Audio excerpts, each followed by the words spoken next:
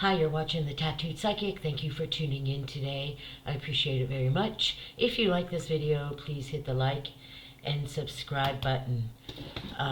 Today I'm grabbing my phone because today I want to talk to you about narcissistic friends. Now, a lot of times we understand narcissistic love relationships. Like a lot of women have been in relationships with narcissistic men, especially if you're an empath, and they understand all of that, hopefully. And once you acknowledge it, like for me, I can spot a narcissist now from a mile away. Now that I'm sober, now that I've done all this healing work on myself and reprogramming, I can spot them a mile away. And I avoid them at all with all of my energy because they are the most toxic people for an empath, especially an empath who's had trauma. They just love us. Boo, boo, boo. Anyway, I started thinking about narcissistic friends though, because I was like, I almost feel like some of my girlfriends have been narcissists because they've been really abusive to me in subtle ways. It's kind of passive aggressive behavior. So I did a little research and I was like, how to identify narcissistic friends? And here we go. Seek out constant praise, prioritize their own needs, lack empathy, have high expectations of their friends, and often end friendships with them when they no longer serve them.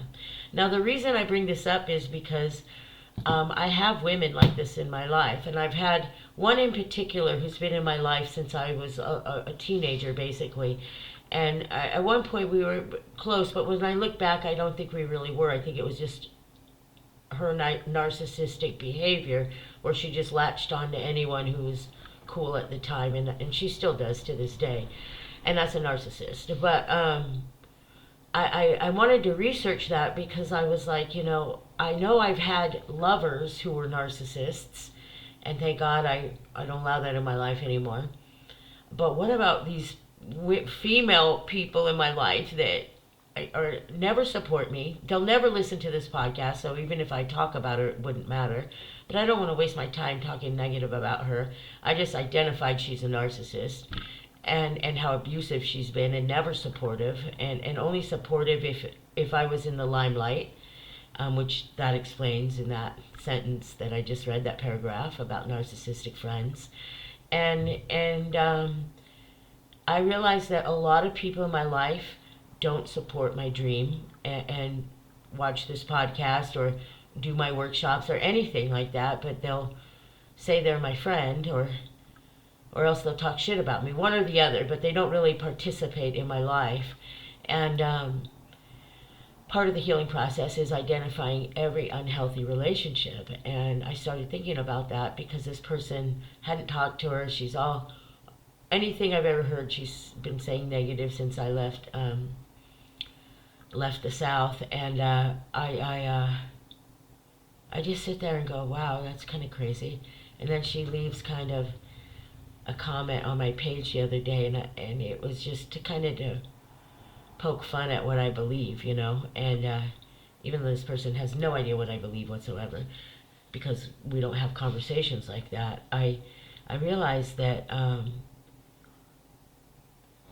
people are unhealthy in all aspects of our life, and even narcissistic friends, we have them. And if you do, you'll be able to identify them by just that paragraph, what I said. They don't treat you how you deserve to be treated as a friend. Is my friend a narcissist?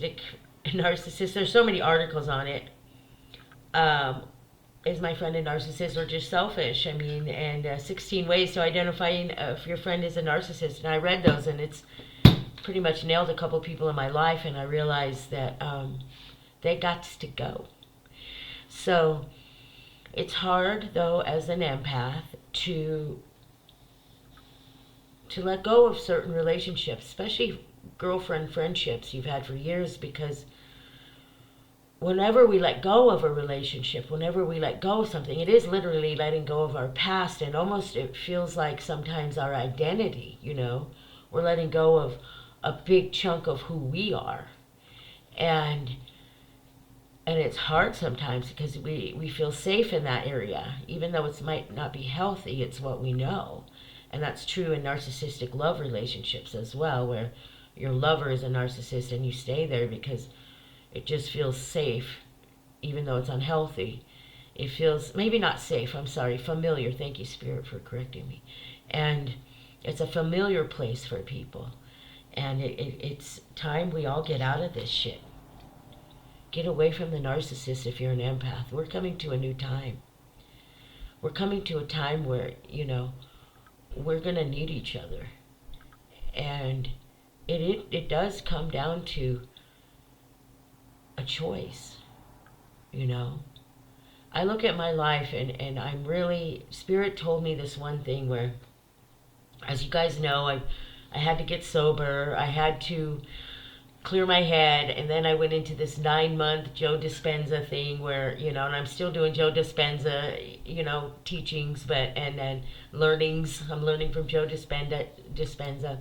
But I've had to really reprogram my brain and get to the trauma that, like I talk about in other podcasts, where I just kind of put a Band-Aid on it and didn't really, heal it. I just put a Band-Aid on it because the real trauma was really deep when you realize how alone you've been, if you've ever been alone in this world like I have. And then you get to a point where that aloneness is your favorite spot because it has taught you so much about your strength and your healing journey. And it's quite fascinating, really, that I find more comfort being alone than in a room full of people. Even though I enjoy the company of people, enjoy good conversation, I have dinner with my friends, my neighbors down the hall, and they always cook wonderful meals for me. And then me and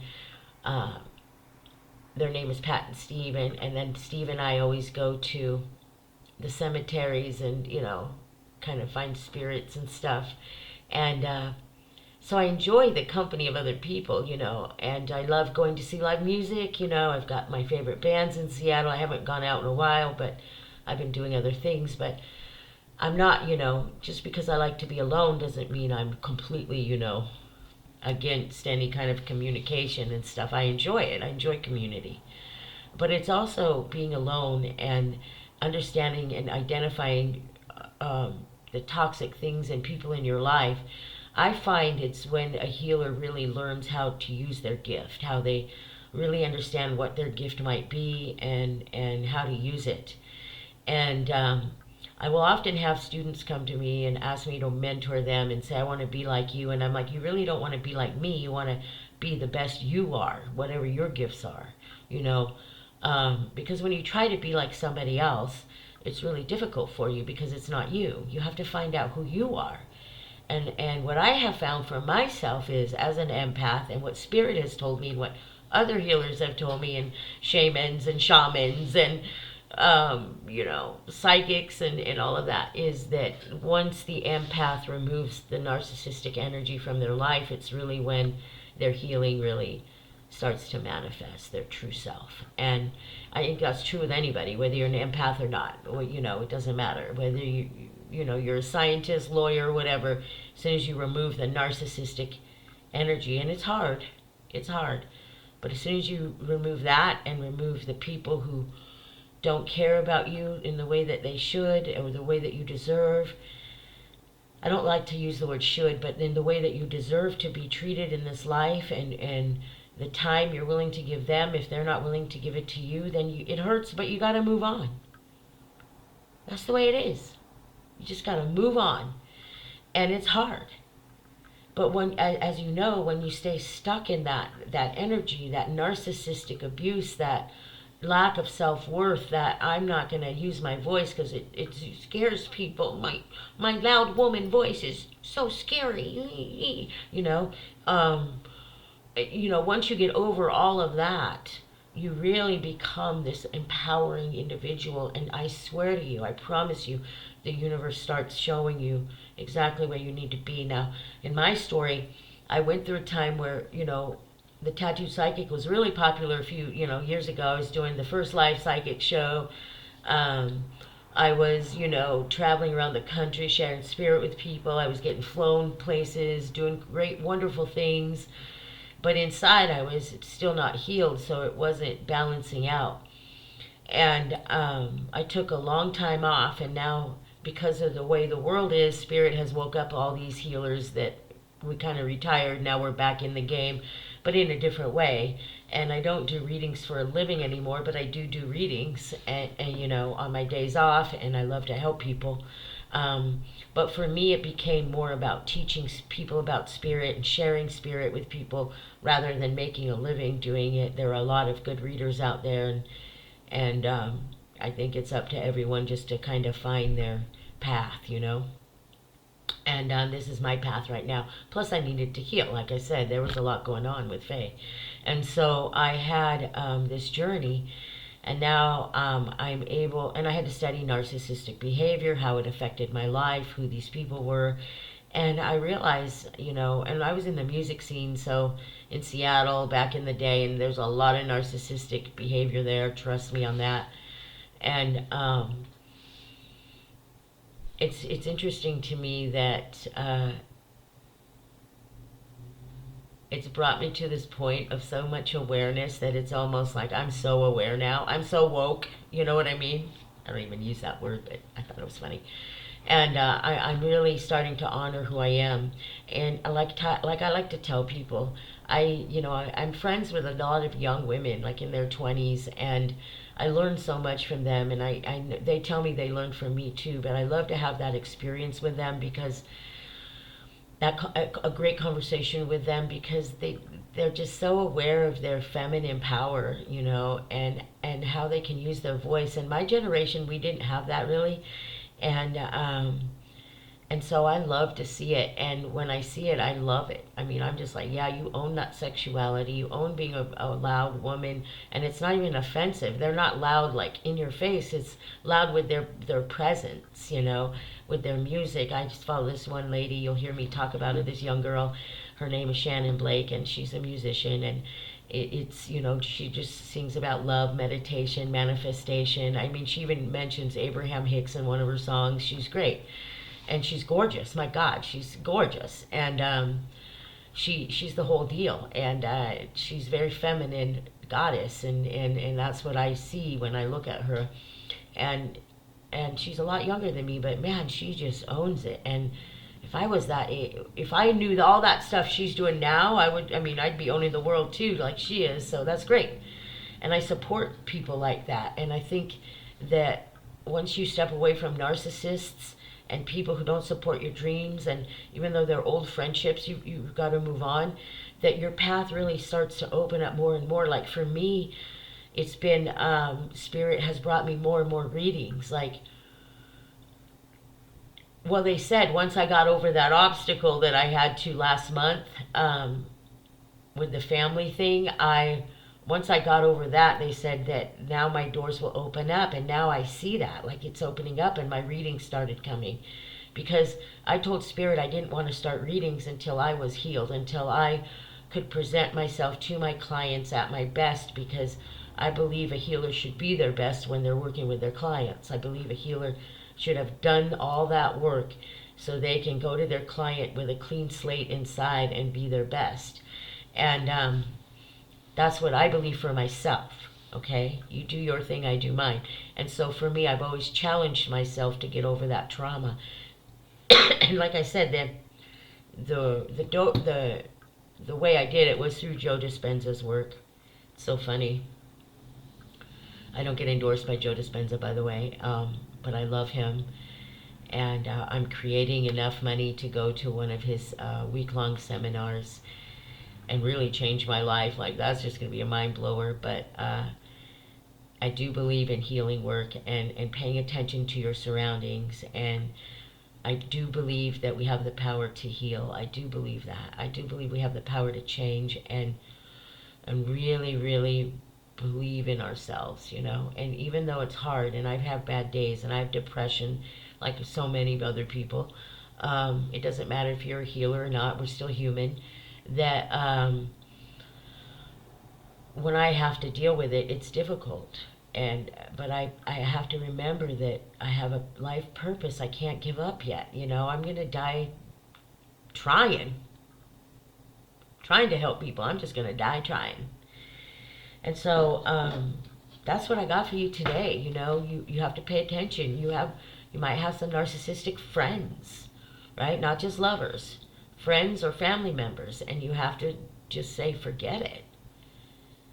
This is about you and your journey, and it's hard to make change. And I know so many people have a hard time being alone. Me and my son were talking about it, because my son and I are like two peas in a pod, right?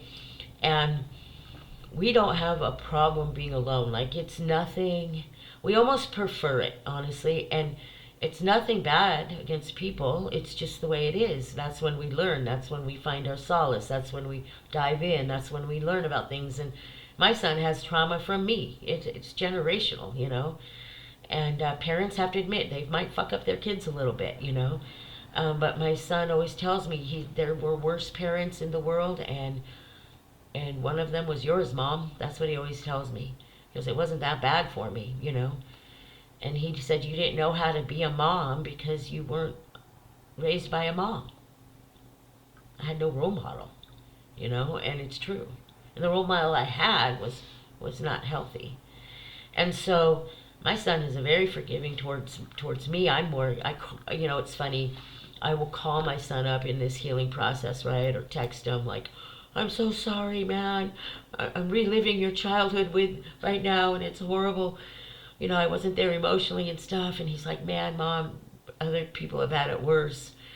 You did the best you could. He's just the best, but a part of the healing journey is, saying you're sorry to people you might have fucked up a little or hurt.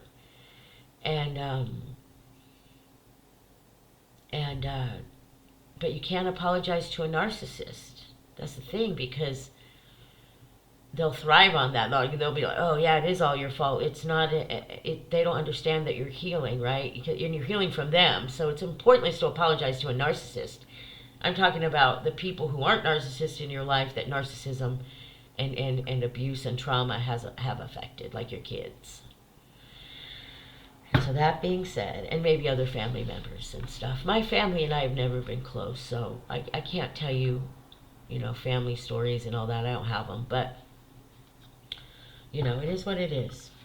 That's one thing I had to accept the past month is my family is what it is. I wish I wish I did have a closer relationship with my niece and nephews, especially my brother's daughter, because, I never knew her. I didn't even know she existed until just a few years ago after he died, but I've tried, and sometimes that's just how our family is. My grandma used to call it the gypsy curse, and I guess that's what it is sometimes, And I've created, my family were the gays that raised me, and I always will say that. They were everything to me. They taught me courage and strength. So, all right, here we go. Here we go. We're going to draw some angel cards now. Let's talk about this cycle we just went through. Okay, we talked about narcissistic friends. Get rid of those. Some of you that's coming to attention, okay, right now. But let's get real. I was watching Instagram today, and there's this lady on there, this wonderful woman, and she always makes these healing videos, encouraging, and I wish she had more followers and stuff, but she's building her brand as, and I'm always trying to encourage and and, just send hearts and stuff, but she was talking about, we should all feel really great because this cycle is over, the craziness is over, the lunar eclipse, the solar eclipse, it's we're finally crossed that dimension, that energy field. But also I want to say this, that is true, very true. Many people have been awoke, so to speak. Many people have awakened to their psychic self, to wanting change in their life, to seeing the unhealthy things in their life that they need to change, and are finally getting the courage to do that. So congratulations. Woohoo! But we're also dealing with earth energies, which is not astrological, but I'm talking about energetic wise. We're dealing with, war, a lot of death, a lot of brutality, a lot of darkness, a lot of demons. And they walk the earth. Demons walk the earth. I don't care if you believe it or not, they do. And some of them are shaped like narcissists, but as you can tell, I was a failed comedian. I used to be called a comedium because I can talk to the people passed on, but I also try to tell jokes. It's a tough thing to balance. But anyway, where was I at? Oh yeah, we had a lot of change. Thank you, Spirit. And Spirit wants to say that we are almost, if we keep going, we can conquer the dark. We've got a ways to go. Got a ways to go. Just like some of you have a little bit to go and a ways to go on your healing process. But here's what I've learned. Take it from Mama Faye. I always say this when I mean it. Take it from Mama Faye. When you continue on your healing path and you really get to that brain and you really get to that trauma energy that lives inside your cellular structure and you do the cellular work and all of that, you change. And in my soul coaching, I want to bring that up because now I can start my soul coaching. I got approved to start my soul coaching, which is awesome because now I can teach people kind of about my journey, but also about how to get their life where they are, because Spirit and I work together with Aliana, and we get together and hear your story and create a healing process for you, which is awesome. So if you're interested in that, you can reach me at readingswithfaye@gmail.com or leave a comment and I will get back to you. You might see stuff flying around. We work with Spirit here.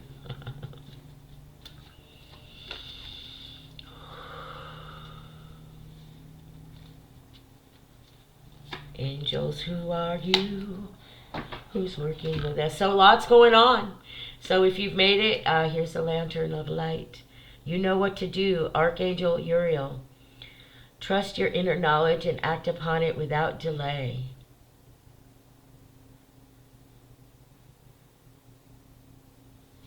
You know what? That's true. Because a lot of you, I get a lot of emails from people who are really awakening their spirit. And this is a time, honeys, where we have to trust. And we did just cross over into a new energy field. But that doesn't mean we're scot-free, right? You still have to do the work. You still have to maintain that positive energy.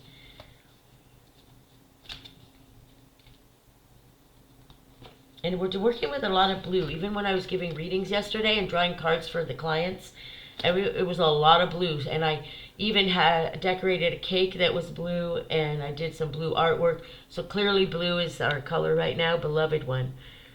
Archangel Chamuel, I am helping you with your spiritual soulmate relationship. Now let's talk about soulmates really quick. I'm actually going to do a whole podcast on soulmates. Such a misused word. But the inner soulmate, and we're going to talk about other soulmates later, but the inner soulmate that this card is talking about is you.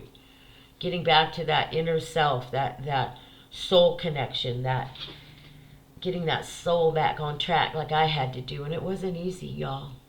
Man, I abandoned Spirit because I was done with the human race. I'd been almost murdered.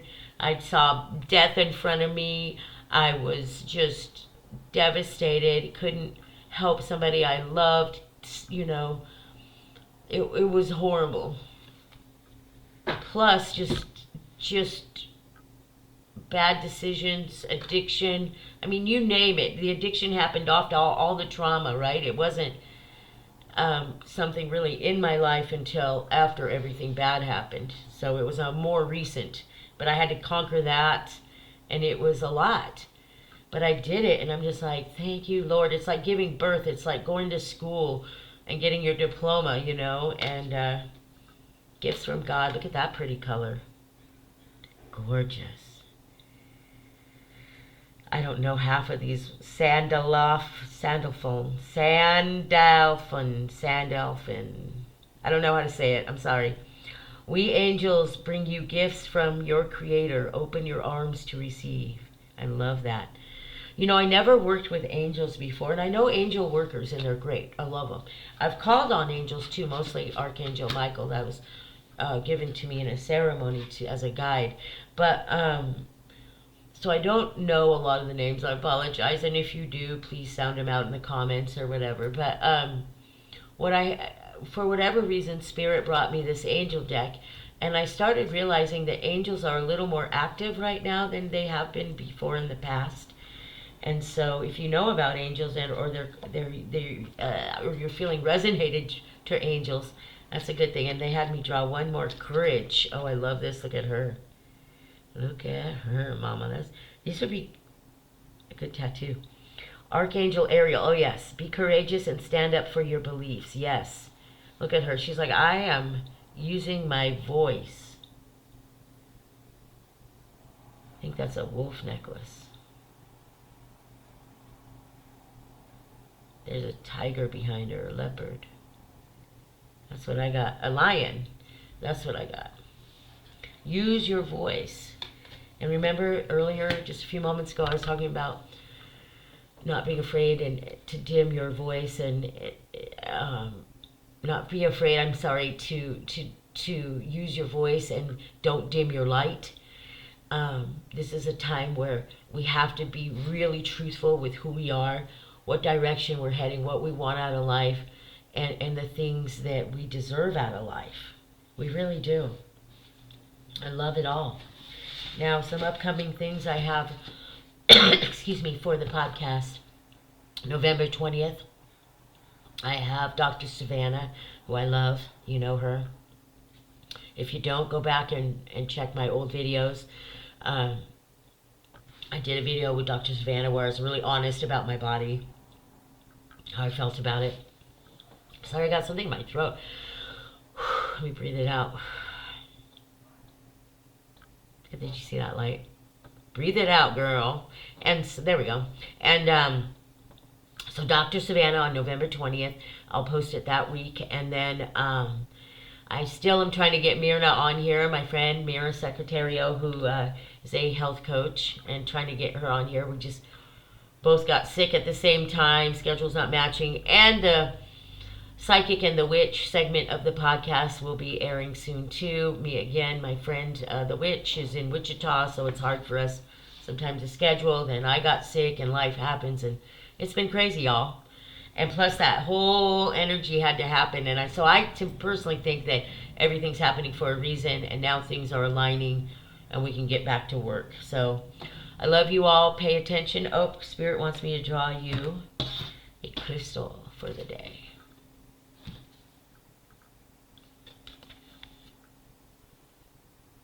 Shiva Lingam.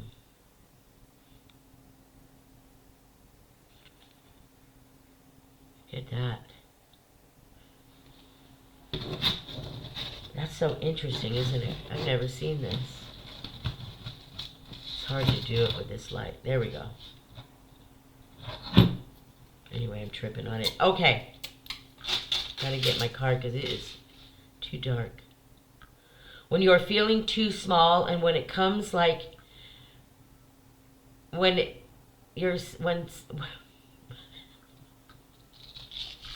I'm laughing at myself because I can't see this because it's kind of dark in here, and my eyes aren't that great. When you are feeling too small and supersized, when your life is sucking you through, oh my God, I can't even read this. Oh, when it seems like you're being sucked through a swizzle stick, when you've got baby on your mind. I don't know what that means. I think I read that wrong. Anyway, look it up, okay? Look it up. I mean, it's funny. That's a great interpretation. Shiva Lingam. I should just do a podcast where Faye just can't read these cards because she needs new glasses and see what comes up, but that's funny. Anyway, look it up, and that's what you need. But it's basically what I got from it was when you feel like you're being drained, this is what you use, that stone. But also remember to call on your angels, your spirit guides, and yourself, most of all. Because remember, you're the one who has to do the work, right? You're the one. They're just there. Everything else is just there to assist you on your path. but you have to do the work to heal. You have to do the work to get rid of people in your life. You have to do the work to get real about your life. And you have to get real about your life in order to heal. So there you go. I love y'all. Have a beautiful day. And remember to get those narcissistic friends out of your life. You don't need them. They serve no purpose. And they never will. Love y'all.